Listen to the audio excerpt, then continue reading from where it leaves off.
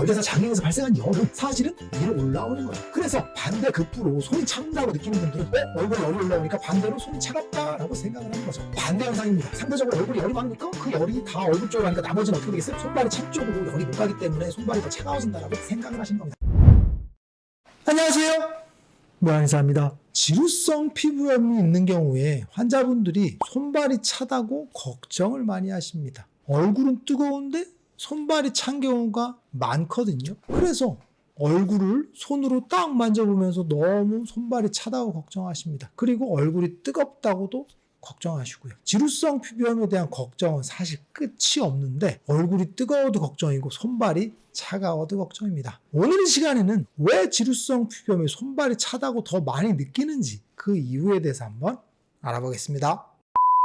오늘 할 얘기의 결론부터 말씀드리면 지루성 피부염에 손발이 찬 것은 사실 직접적인 지루성 피부염과 관련이 없습니다. 그런데 왜 환자분들이 지루성 피부염에서 손발이 더 차다고 느끼느냐? 이건 사실은 얼굴이 뜨거운 것과 관련이 있어요. 얼굴은 뜨거운데 손은 사실 상대적으로 차갑다고 느껴지거든요. 그래서 상대적인 그런 감각의 문제일 수 있어요. 그래서 제가 손을 딱 잡아보면 절대적인 그런 손발이 차가운 경우는 사실 일반적인 환자분의 비율과 큰 차이가 없다라고 보거든요. 그래서 환자분들이 손발이 찬 건 사실은 지루성 피부염 때문에 손발이 차다라고 직접적으로 연결을 짓기는 어렵다라고 보는 거죠. 그러면 조금 더 깊게 들어가 볼게요. 그러면 왜 지루성 피부염 환자분들은 손발이 차다고 더 느끼고 그리고 손발에 대한 그런 냉증을 걱정할까요? 이건 사실 지루성 피부염의 원인과 관련이 있어요. 지루성 피부염의 원인은 열대사 장애라고 해서 얼굴에 열이 올라오면서 그 열이 얼굴에 꽉 차고 상체에 꽉 차고 하는 거죠. 그래서 적외선 체열 진단을 해보면 얼굴이나 상체에 열이 가득 차 있거든요. 그래서 그 열이 피부염을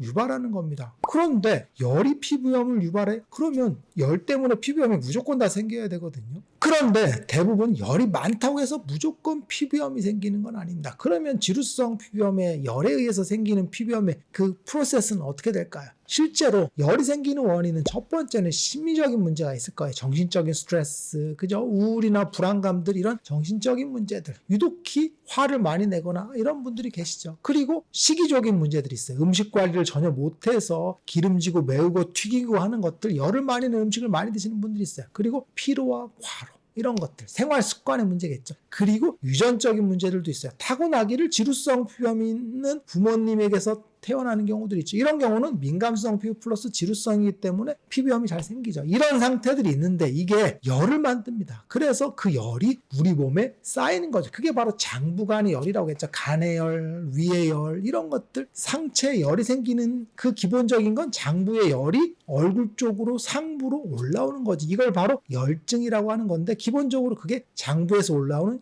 열이라고 보시면 될 것 같아요. 종합해보면 우리 몸에서 생기는 열이라는 건 생활의 문제, 스트레스의 문제, 음식의 문제, 유전적인 문제들 때문에 그게 바로 우리 몸에서 장부간의 열을 만듭니다. 그 열이 우리 몸에서 얼굴 쪽으로 열을 만드는 거죠. 그런데 피부염이 왜 생기냐 하면 우리 몸에서 흠집, 틈, 약한 부분이 존재하거든요. 그런데 그게 하필 피부이기 때문에 그래요. 그 열에 의해서 피부에 염증이 발생하는 쪽으로 가는 겁니다. 그런데 피부에 문제가 없는 분들은 그 열에 의해서 뭐가 생기겠어요? 다른 병들이 생기겠죠. 당뇨병이라든지 고혈압이라든지 아니면 고지혈증 같은 이런 소모성 질환 혹은 열에 의해서 발생하는 다른 문제들이 병으로 가는 거죠. 우리 몸이 무조건 다 피부병으로 가는 건 아니란 얘기죠.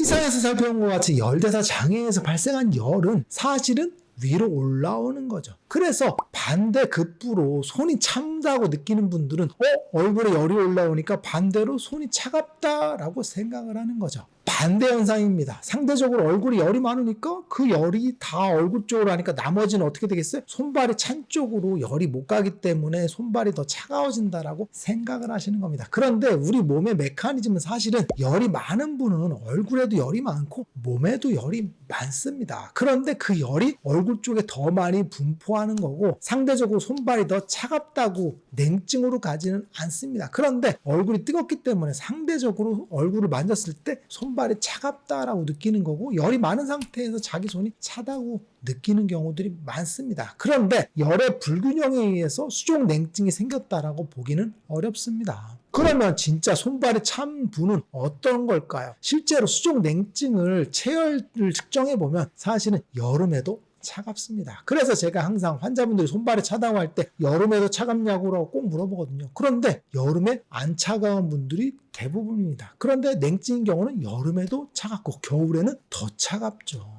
그래서 상대적으로 여름에는 뜨거워요. 그런데 겨울에만 차가워하는 경우는 사실은 수족 냉증이라고 보기는 어렵고 상대적인 열의 불균형 때문에 생기는 그런 감각의 문제다라고 보시는 게 맞습니다. 진짜 수족 냉증인 경우에는 여름에도 차갑고 에어컨 바람을 쐬도 춥다라고 느껴지는 그런 냉증인 분들이 많죠. 대체적으로 보면 마른 여자분들이나 나이가 있는 여자분들이 냉증을 많이 호소하거든요. 그래서 냉증인 분들은 생활의 불편이 굉장히 심하고 남자분들도 굉장히 차갑죠. 그래서 대부분의 손발이 찬 분들은 어떤 분들이 가장 많이 손발이 차냐면 첫 번째는 마른 분들이 손발이 찹니다. 너무 많이 말랐어. 그러면 열 손실이 많죠. 겨울에도 보세요. 마른 분들은 지방량이 적기 때문에 추위를 많이 타죠. 근데 추위를 많이 타는 손발이 따뜻한 분이 있어서 그렇진 않죠. 추위를 타게 되면 열을 빼앗기기 때문에 몸 전체적인 낮은 체온을 유지하기 때문에 손발도 차갑고 체온을 잃게 되겠죠. 그래서 손발이 찬 분들은 체지방률이 낮은 분들이 많습니다. 반대로 살이 많고 체지방률이 높은 분들은 손발이 따뜻합니다. 겨울에 만져봐도 따뜻한 경우들이